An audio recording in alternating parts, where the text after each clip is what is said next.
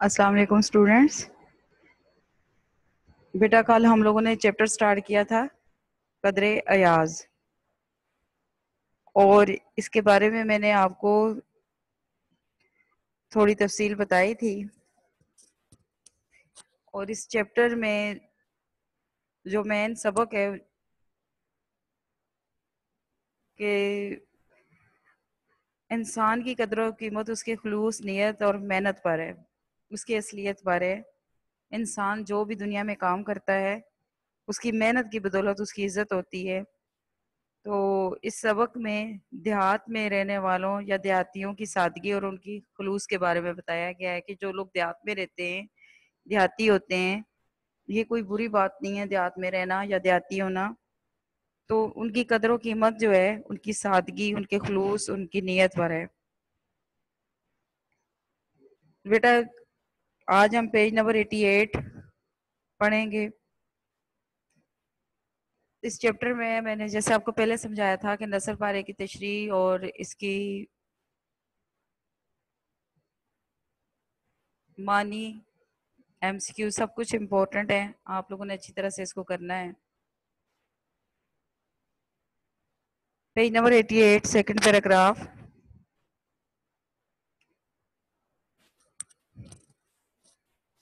یہ نہیں کہ چھوٹا چودھری یا اس کے گھر والے مہمان نواز نہ تھے، انہیں صرف اس بات کا یقین نہیں تھا کہ ان کی مہمان نوازی ماسٹر جی کو موافق بھی آئے گی یا نہیں. موافق راس. بہرحال انہوں نے اپنی تواضع کی ابتدا کی، تواضع خدمت کی. چھوٹا چودھری اور اس کے بڑے بھائی ماسٹر جیت کو بسط تعظیم اپنی چوپال میں لے گئے. بسط تعظیم بڑی عزت کے ساتھ. چوپال بیٹھک، ڈرائنگ روم. چوپال کے دو حصے تھے، یہ آپ کے ایم سی کیو بھی ہیں. چوپال کے کتنے حصے تھے؟ دو حصے تھے. ایک حصے میں گوڑی بندی تھی اور دوسری کے عین مرکز درمیان میں آتش دان تھا. آتش دان آگ جلانے کی جگہ، جس کی آگ کے شعلے اور دھواں ایک ہی وقت میں بلند ہو کر چوپال میں روشنی اور تاریکی پھیلا رہے تھے. آتش دان کے ارد گرد خشک گھاس کا نرم اور گرم فرش تھا، جسے مقامی بولی میں ستھر کہتے تھے. ستھر، خشک گھاس.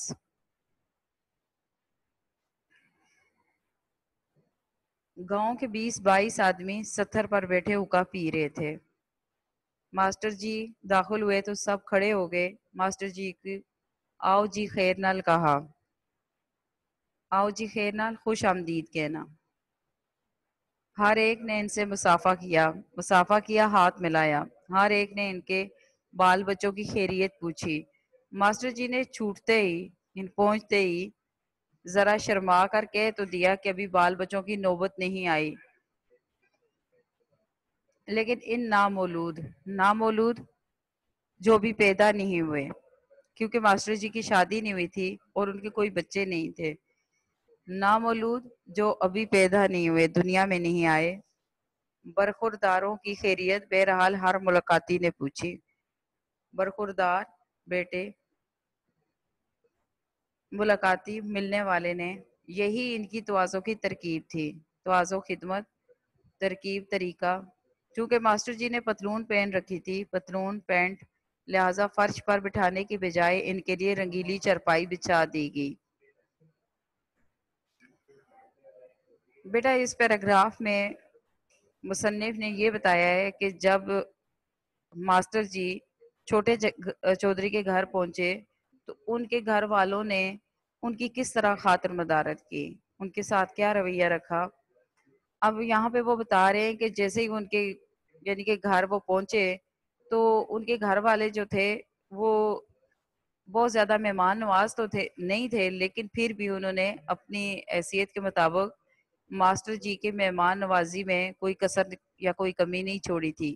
یعنی کہ ان کی مہمان نوازی جو تھی وہ پتہ نہیں ماسٹر جی کے مطابق تھی یا نہیں، لیکن انہوں نے اپنی خدمت کا آغاز جو ہے، شروعات جو ہے وہ اس طرح سے کی کہ سب سے پہلے اس کا جو چھوٹا بھائی ہے، چودھری صاحب کا، وہ انہیں بڑی عزت کے ساتھ اپنے ڈرائنگ روم میں لے گیا. بیٹا گاؤں کے جو ڈرائنگ روم ہوتے ہیں ان میں اس چیز پہ کوئی پابندی نہیں ہوتی کہ وہاں پر آپ کے ڈرائنگ روم کا آدھا حصہ انہوں نے اس میں جانور بھی باندھے ہوتے ہیں. تو جس ڈرائنگ روم میں وہ ماسٹر جی کو لے کر گئے، اس چوپال کے بھی یعنی ڈرائنگ روم کے بھی دو حصے تھے. ایک حصے میں گوڑی بندی تھی اور دوسری کے حصے کے درمیان میں انہوں نے کیا کیا ہوا تھا، آگ جلائی ہوئی تھی. اور آگ جلانے کے لیے ساتھ لوگوں کے بیٹھنے کے لیے وہاں پہ کوئی چٹائی یا قالین نہیں بچھائی ہوئی تھی، بلکہ خشک گھاس نیچے بچھایا ہوا تھا بیٹھنے کے لیے، ٹھنڈ سے بچنے کے لیے. اور آگ جلنے کی وجہ سے کبھی دھواں اٹھتا تھا اور کبھی آگ کے شعلے اٹھتے تھے. تو اسی کے ساتھ ساتھ کبھی ڈرائنگ روم میں روشنی ہو جاتی تھی اور کبھی اندھیرا سا تھوڑا ہو جاتا تھا. آتش دان یعنی کہ جہاں پر آگ جلائی ہوئی تھی اس کے ارد گرد جو نرم نرم گھاس بچھائی ہوئی تھی، خوش گھاس نیچے قالین کے طور پر،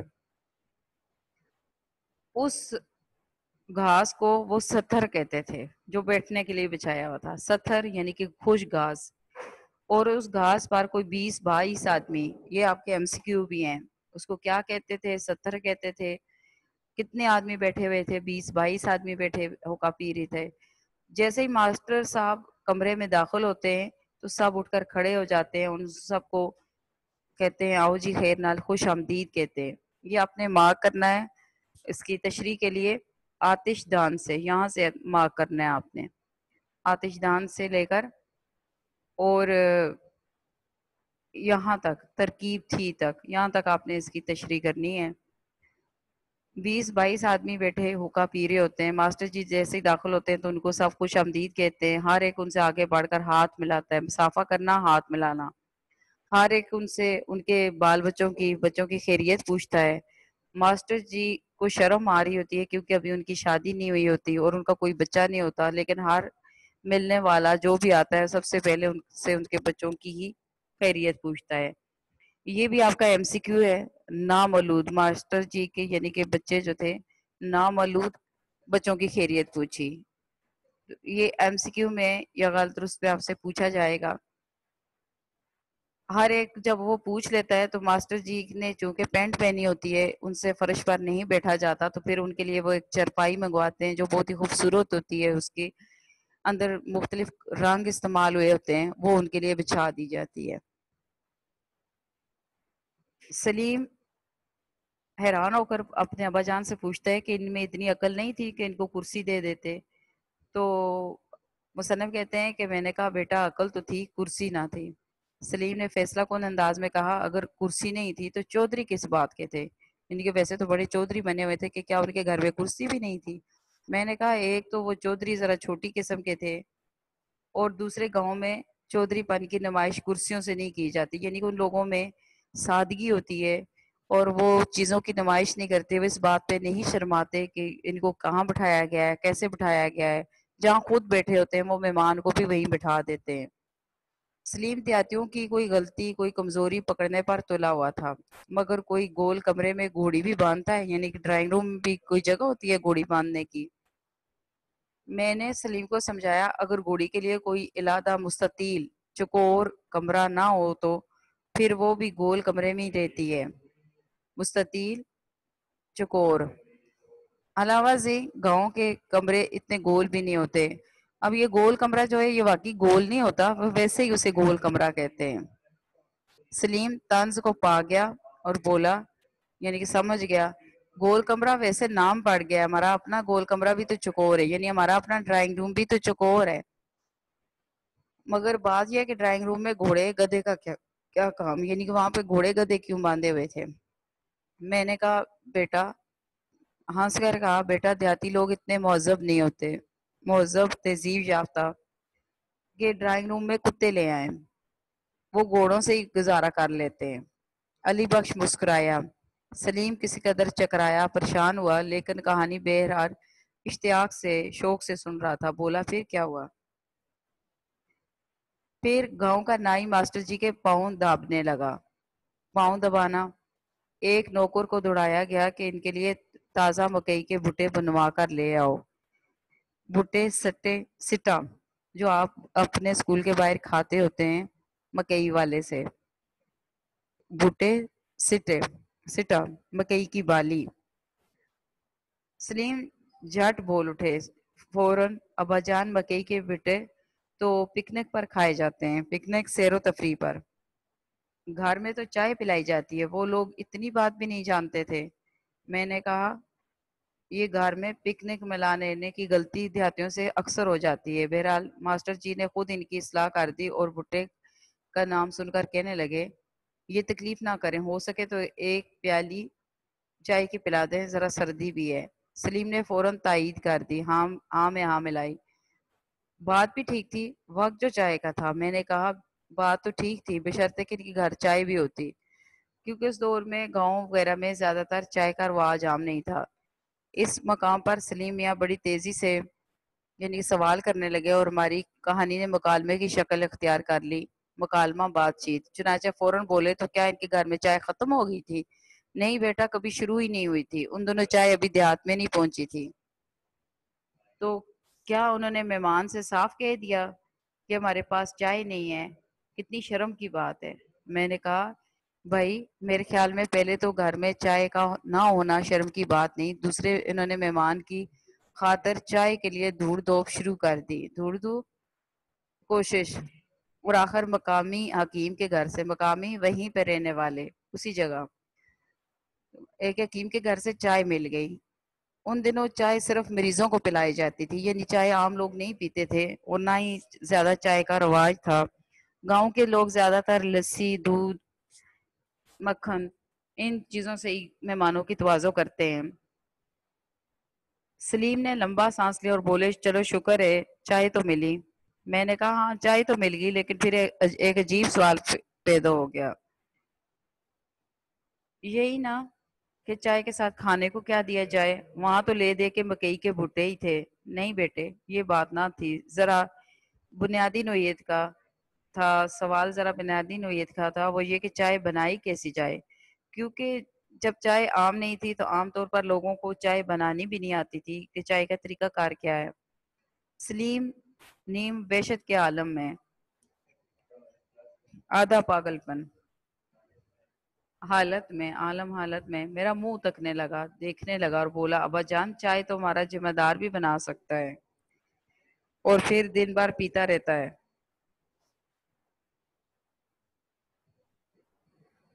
کیا وہ اتنے ہی اناڑی تھے؟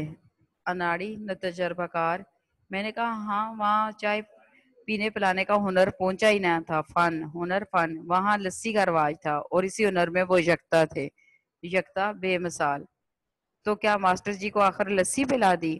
نہیں, پلائی تو چائے تھی, لیکن وہ ایسی کامیاب چائے نہ تھی, یعنی کہ اتنی اچھی نہیں بنی تھی.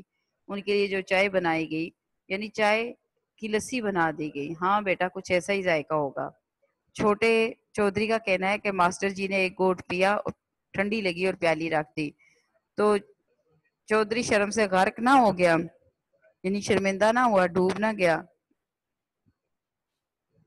نہیں ایسا حادثہ تو نہ ہوا, البتہ چودھری کو اس بات کا رنج بہت ہوا کہ ماسٹر جی کی فرمائش پوری نہ ہو سکی.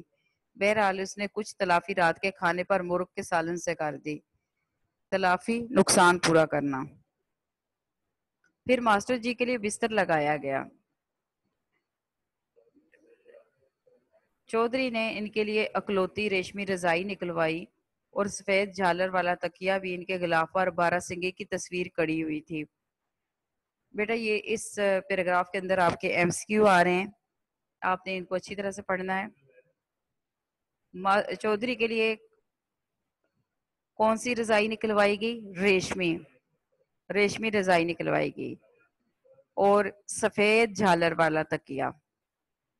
اور اس پر کس کی تصویر کڑی ہوئی تھی, کڑھائی کی ہوئی تھی؟ بارہ سنگے کی. یعنی جو ان کے لیے تکیہ نکالا گیا اس کے غلاف پر, اس کے کور پر بارہ سنگے کی تصویر بنی ہوئی تھی. بے شک تکیے میں لچک کی نسبت اکڑ زیادہ تھی, یعنی تکیہ نرم کم اور سخت زیادہ تھا. اکڑ سخت ہونا, لچک نرم ہونا.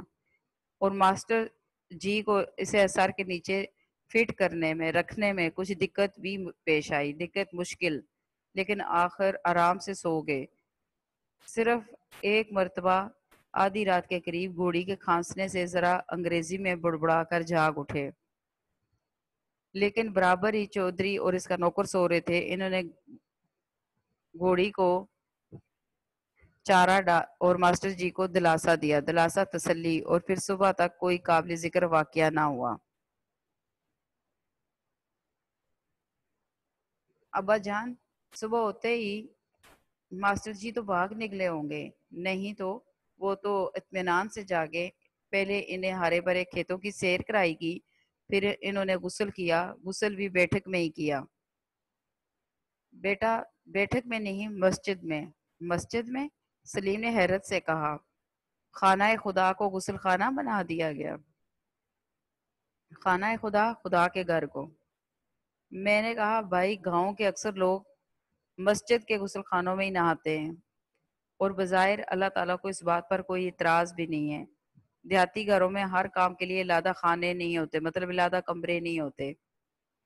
سلیم کان پر ہاتھ رکھ کر بولے، یہاں سے بیٹا نثر پارے کی تشریح آپ نے سٹارٹ کرنی ہے، اور خوش نہ اس سے نیکسٹ پیج پہ جا کے ختم کرنی ہے۔ اگلے پیج پہ میں بتاتی ہوں ابھی آپ کو ختم جہاں کرنی ہے، یہ یہاں سے سٹارٹ کر لیں۔ ابھی یہاں سے بریکٹ لگائیں۔ سلیم کان پر ہاتھ رکھ کر بولے، خدا اس دیہاتی زندگی سے بجائے۔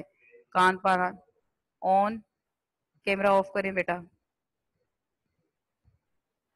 آن، اپنا کیمرہ آف کریں بیٹا۔ سلیم کان پر ہاتھ رکھ کر بولے، کان پر ہاتھ رکھنا توبہ کرنا، کان پر ہاتھ رکھنا توبہ کرنا، صاف انکار کرنا، مکر جانا۔ خدا اس دیہاتی زندگی سے بچائے۔ ابا جان اچھا ہوا آپ فوج میں آ گئے، ورنہ ہم بھی چھوٹے چودھری کی طرح مویشیوں کے ساتھ سو رہے ہوتے۔ مویشیوں، جانوروں، مویشیوں، جانوروں، اور مسجد میں جا کر نہاتے۔ لیکن چھوٹا چودھری تو اس زندگی سے بھی ناخوش نہ تھا، ناخوش، ناراض۔ یہاں آپ نے بیٹا ختم کرنا ہے اس کو۔ مگر ابا جان بیچارے ماسٹر جی کا کیا بنا؟ بیچارے قابل رحم غریب، یہاں پہ آنکھ میں ختم کرنا ہے۔ بنا یہ کہ ماسٹر جی نے غسل کے بعد ناشتہ کیا، پھر رخصت ہو گئے۔ ناشتہ؟ چودھری کے گھر میں کارن فلیک تھے، کارن فلیک، دلیا۔ کارن فلیک تو نہ تھے، البتہ کچھ دال دلیا تھا جو غریب نے حاضر کر دیا۔ ابا جان اس کے بعد تو چھوٹا چودھری تو اسکول میں منہ دکھانے کے قابل نہ رہا ہوگا۔ منہ دکھانا، سامنا کرنے کے، نہایت شرمندہ ہونا۔ نہیں بیٹا، اسکول بھی وہ اسی منہ سے گیا، اور شہری لڑکوں نے اس سے کچھ مذاق بھی کیا، مگر وہ مگن رہا۔ چھوٹے چودھری کی جگہ میں ہوتا تو شرم سے مر جاتا، مگر چھوٹا چودھری تو جیتا رہا، بلکہ خاموشی سے پڑھتا بھی رہا، اور آخر میٹرک پاس کر کے لاہور کالج میں چلا گیا۔ وہ کالج بھی گیا؟ کیا ان کے پاس اتنے پیسے تھے؟ پیسے تو کم ہی تھے، مگر انہوں نے تھوڑی سی زمین بیچ دی تھی۔ مگر تھوڑی سی زمین سے کیا بنتا ہے؟ کالج میں رہ کر کھانا پینا بھی ہوتا ہے، کچھ پہننا بھی ہوتا ہے، مگر وہ مکئی کے بھٹے بھی کھاتا تھا، کیا وہ تہمت باندھتا تھا؟ تہمت دوتی، بس گزارا کر ہی لیتا تھا۔ گزارا ہی کرتا رہا یا کچھ پڑھ بھی گیا؟ ہاں کچھ پڑھ بھی گیا۔ پھر جیسا کہ ان کا دستور تھا، رواج تھا، فوج میں بھرتی ہو گیا۔ پھر تو آپ اسے جانتے ہوں گے، کیا وہ آپ کے ماتحت کام کرتا ہے؟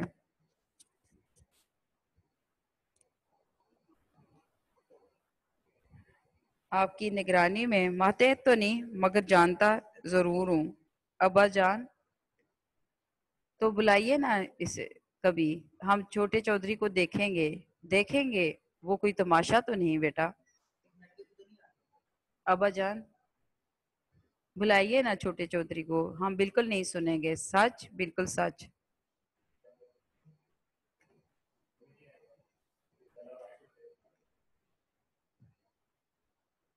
تو پھر آؤ ملو چھوٹے چودھری سے۔ اور یہ کہہ کر میں نے سلیم کی طرف بازو پھیلا دیے۔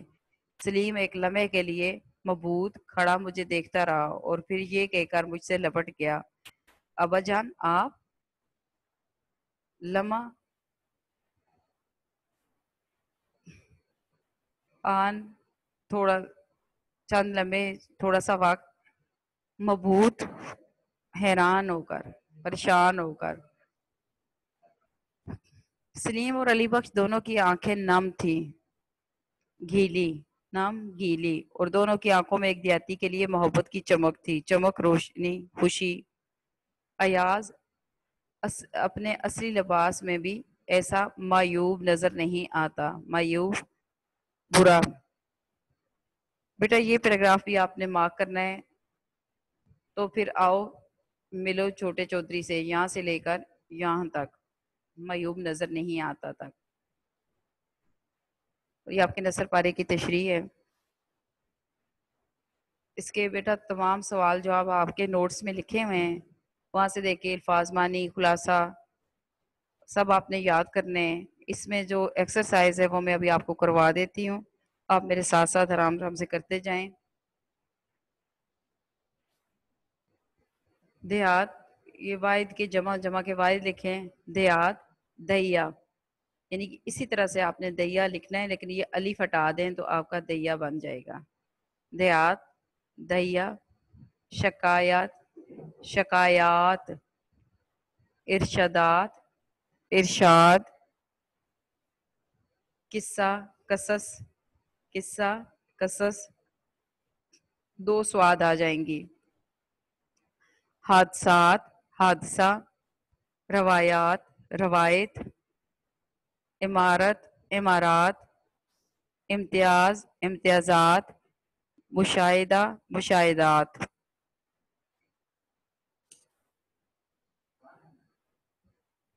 کرنیلوں کو رہائش کے لیے کون سے بنگلے ملتے ہیں؟ سی کلاس۔ کرنیلوں کو رہائش کے لیے کون سے بنگلے ملتے ہیں؟ سی کلاس۔ الغرض ہمارے بنگلے کا مزاج ہر زاویے سے تھا امیرانہ، امیرانہ۔ تمام دیہاتیوں نے ماسٹر جی سے کون سے برخورداروں کی خیریت پوچھ کی؟ نامولود، نامولود۔ ماسٹر جی کے بیٹھنے کے لیے کیا چیز منگوائی گئی؟ چارپائی، چارپائی۔ ماسٹر جی نے کس چیز کی فرمائش کی؟ چائے کی۔ اب یہ غلط درست ہے بیٹا، طرفین کے بیانوں سے واضح تھا کہ تنازع بہت خفیف ہے، درست۔ سارے اسکول میں ایک ہیڈ ماسٹر صاحب تھے جو سوٹ پہنتے تھے، غلط۔ ہیڈ ماسٹر نہیں، سیکنڈ ہیڈ ماسٹر صاحب تھے۔ علی بخش، سلیم اور علی بخش دونوں کی آنکھوں میں ایک دیہاتی کے لیے مذاق کی چمک تھی، غلط۔ دیہاتی لوگ اتنے مہذب نہیں ہوتے کہ ڈرائنگ روم میں کتے لے آئیں، درست۔ سلیم میاں ابھی ابھی ایف اے کے امتحان سے فارغ ہوئے تھے، غلط۔ یہ آگے اعراب لگانے تھے، اس کو قسام ازل پڑھنا آپ نے، قطع، قطع زمین، محل، تواضع، تنازع۔ اس کے اعراب لگانے کی ضرورت نہیں، بس اس کو آپ اس کا تلفظ درست پڑھیں۔ اور محمود و ایاز کے بارے میں نے آپ کو شروع میں سمجھا دیا تھا، یہ مذکر مونث الگ الگ کرنے ہیں آپ نے، اس میں سے میں صرف مذکر الفاظ بولتی ہوں، مذکر پہ بھی ایک ٹک لگا دیں اور نیچے بھی مذکر پہ ٹک کر لیں، طول اور اشتیاق، یہ دو لفظ ہیں اس میں جو آپ کے مذکر ہیں، طول، چمن، اشتیاق، یہ آپ کے مذکر الفاظ ہیں، طول، چمن، اشتیاق، یہ باقی مؤنث ہیں۔ قباحت، برائی، امتیاز، فرق، ان کے معنی لکھیں۔ نوعیت، حالت، تلافی، نقصان پورا کرنا، مبہوت، حیران، دستور، رواج۔ یہ اس اقتباس کی تشریح کرنی ہے آپ نے، سلیم میاں جو ابھی میٹرک کے امتحان سے فارغ ہوئے تھے. یہ آپ مارک کر لیجئے گا. اس میں جو نثر پارے کی تشریح دی گئی ہے علی بخش کی دستان غم، یہ میں نے آپ کو مارک کروا دی ہے. یہ جو ہے یہ میں نے ابھی آپ کو مارک نہیں کروائی. یہ پیج نمبر 1 پہ ہے. آپ کا جو چیپٹر ہے اس کے پیج نمبر 1 پہ 3rd پیراگراف ہے. یہ 3rd پیراگراف میں سے آپ دیکھ کر مارک کر لیں. 3rd پیراگراف پورا مارک کر لیں. اس سے پہلے میں نے آپ کو 1st اور 2nd مارک کروایا ہوا ہے. پیج نمبر 80 آپ کا 87 ہے. اس کا طول عرض داخل خارج ازل ابد رنج مسرت خفیف شدید چمن ویرانہ.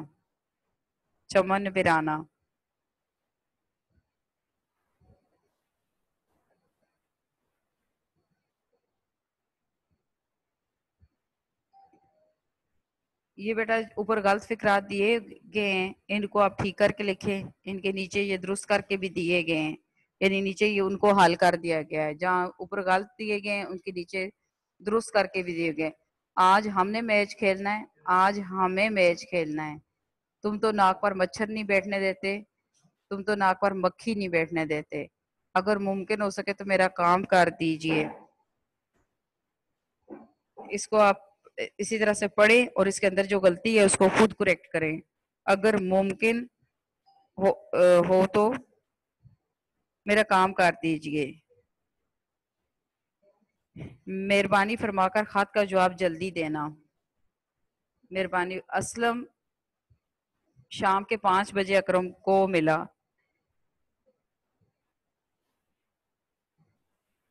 اسلم شام کے 5 بجے اکرم سے ملا. کو کی جگہ سے کر دیں. صاحب کا حکم سر ماتھے پر سر آنکھوں پر.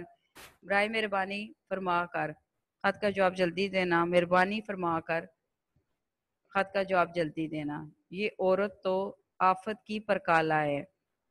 یہ عورت تو آفت کا پرکالہ ہے. کی جگہ کا کر دیں. اس کو کی کو کاٹ کر اس کے اوپر کا لکھ دیں. آپ کا بیٹا یہ چیپٹر ختم ہو گیا. اور اس میں آپ نے نثر پارے کی جو تشریح ہے اس کے لیے جو پیراگراف لکھنا ہوتا ہے آپ نے اس میں لکھنا ہے کہ یہ سبق قدر ایاز سے لیا گیا ہے. یہ پیراگراف یا نثر پارہ قدر ایاز سے لیا گیا ہے.